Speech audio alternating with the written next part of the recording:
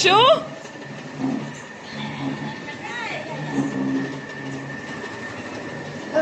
शंभू नाही ढकलायचं.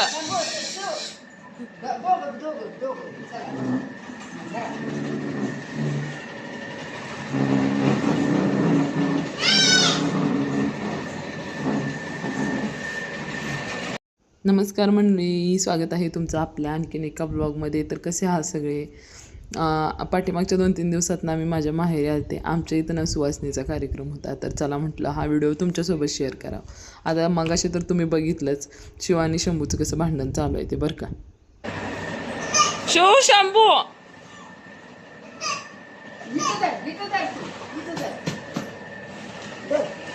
काय झालंय? शंभू पकडू दिला त्याला.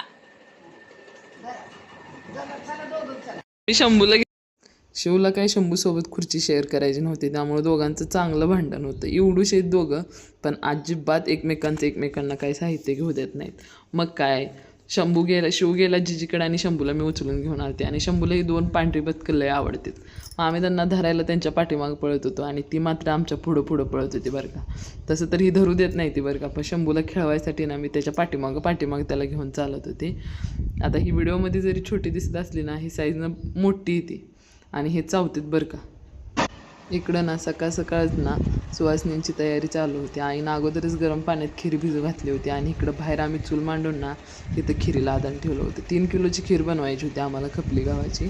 तर आई जर त्यावेळेस आईच बनवते आणि आई खूप छान खीर बनवते. सकाळ अगोदर इथं खीर शिजत घातली आणि इथं आपल्या घरच्या गिरणीवरच ना इथं गहू दळायला चालू होतं. आणि आता मम्मीनं माझ्या इकडं ना भात शिजत घातला होता आणि एका साईडला शिजत घातली होती. आणि आता सकाळ डाळ ती शिजल्यानंतर ना पुरणाला चटका देऊन एक जण इकडं पुरण वाटत होते आणि बाकी आमच्या वहिन्या कंपनी शेजारच्या काकीना इथं पुरणपोळ्या लाटायला बसल्या होत्या. आता एवढ्या सगळ्या बायका काम करते त्या म्हटलं चला आपण पण थोडा हातभार लावावं. इकडं आत ह्यांच्या पुरणपोळ्या बनवायला चालू होतं.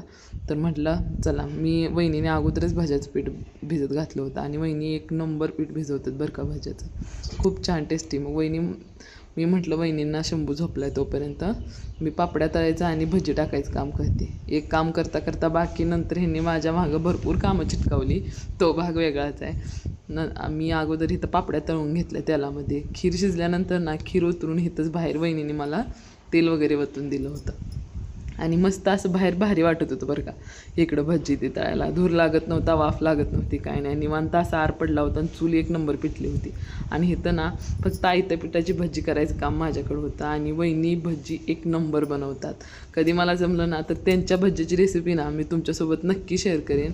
मला नाही माहीत ती रेसिपी यूट्यूबला आहे की नाही, तरी पण मी प्रयत्न करेन आणि तुम्हाला आवडेल.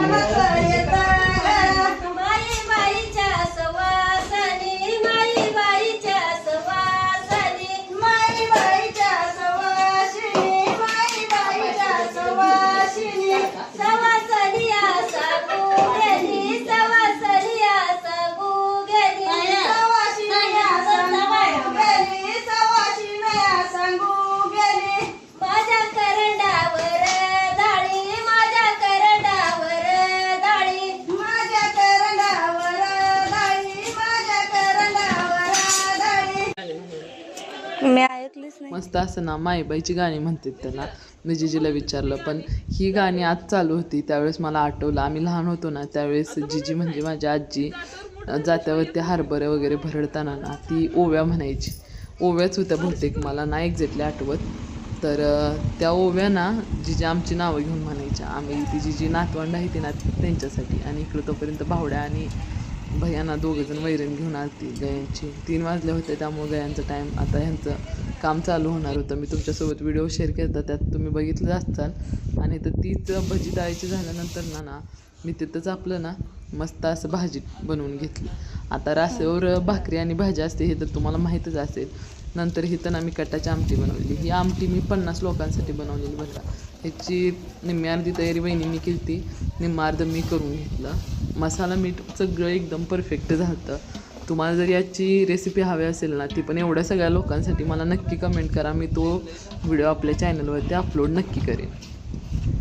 मस्त असं भाजी बनवून घेतली. भाजी चवीला एक नंबर झाली बरं का. 3 दिवस आमच्या शेजारच्या काकू खात होत्या. आणि इकडं खीर शिजली होती. वहिनीने खसखस भाजून ना त्यामध्ये अर्ध बोबडी करून टाकली होती आणि तिकडं वहिनीचा गुळ फोडायला चालू होता. तोपर्यंत मी खीर घोटून घेतली आणि सगळं झाल्यानंतर ना आणि आता इकडं ना देवाला ढोल वाजवून ना निवद घेऊन जायचं होतं बरं का. तर आमच्या इकडे अशी पद्धत आहे. माझ्या सासरी पण नेतात, पण सासरच्या आणि इकडं माहेरची पद्धत जरा वेगळी आहे. सासरच्या आमच्यात आता घातल्या नाहीत, श्रावण महिन्यात घातल्यानंतर ना तो पण व्हिडिओ मी तुमच्यासोबत नक्की शेअर करेन. आणि देवाला नैवेद्य घेऊन आल्यानंतर दाखवून माघारी ना रासवची ताटं मांडली जातात ना, तीच ताटं आमच्या सुवासनीला देतात आणि त्यानंतर ना जोगवा मागवून ना सुवासनी जेवायला घालतात. तर कसा वाटला माझा हा व्हिडिओ मला कमेंट करून नक्की सांगा. आणि आपल्या चॅनलवरती जर तुम्ही नवीन असाल ना तर चॅनलला सबस्क्राईब करायला विसरू नका बरं का. चला भेटू नेक्स्ट.